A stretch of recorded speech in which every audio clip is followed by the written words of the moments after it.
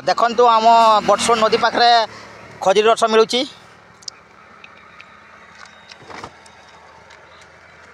एटा पिया केमती लगला? बहुत बढ़िया, बहुत बढ़िया अच्छे।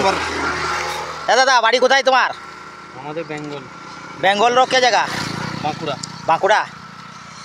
तुम्हार एटा कत टाइम रे मिले खजुर रसटा?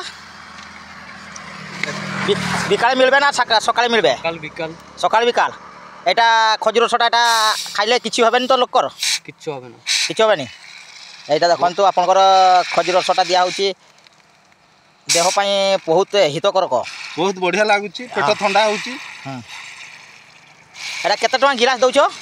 10 टाका। 10 टाका गिलास। केठी आते हो लोक को? बटसोल पोलो पर। पोलो पाखरे। खोटा लागुची ना मीठा लागुची एटा? पूरा टेस्टी मीठा लागुची। बहुत मीठा। एटा खाइले कोन उपकार होची आपनकर?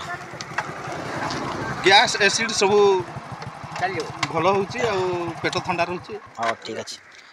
पानी केते ना गिलास? 10 टाका। 5 टका नै।